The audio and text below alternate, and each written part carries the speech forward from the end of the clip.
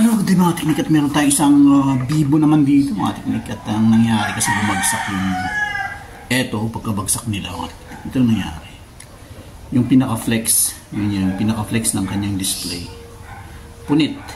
Yan. So ayan ko lang kung magkano yung nito, yung LED nito, kasi meron din siyang kasama na yung sa LED, yung fingerprint. So, check natin gamit ang ating product schematic kung nagcha-charge pa siya. Ayan, nag-vibrate. Ayan, nagcha-charge siya mga teknik. Sa port number 3, 1.7. 1.7. So, ibig sabihin, okay pa yung board. Display lang talaga ng problema. Okay. Check natin.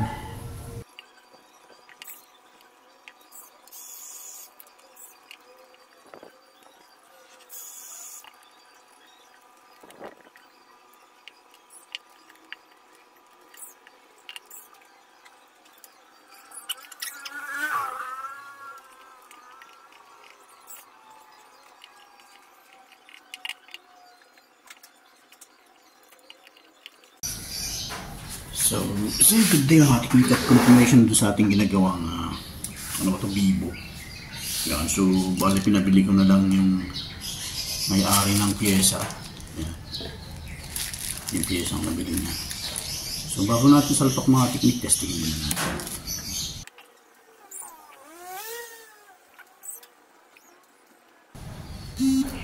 Ayan. Ayun. Okay, nice na. Okay na yung kanyang screen. Patayin natin.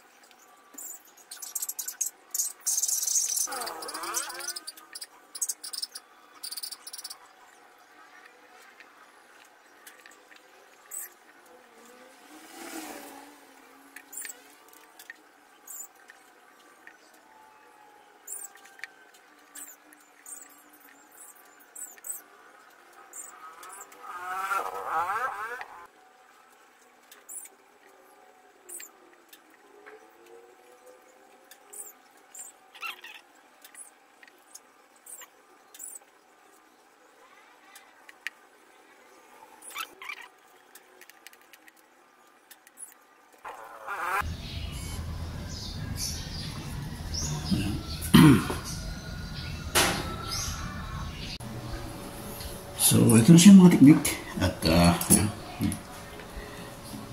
yan na po siya. Then i-finalize lang natin.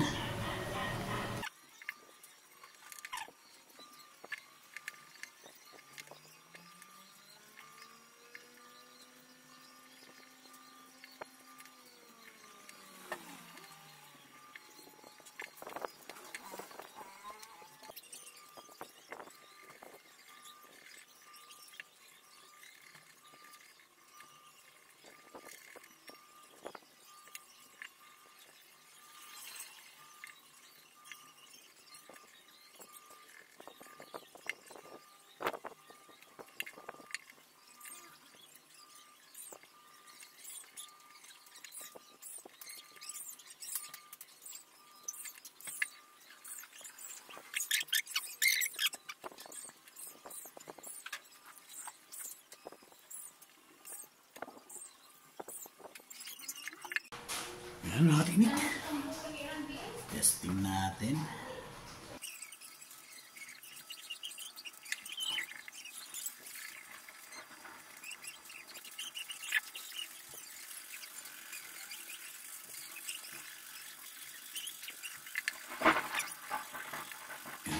Testing lang natin yung sa kanyang YouTube.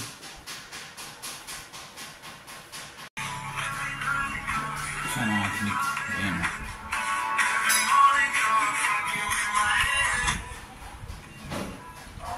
Okay, so hanggang dito lang tayo mga teknik. At yan, more power sa inyong lahat. And God bless.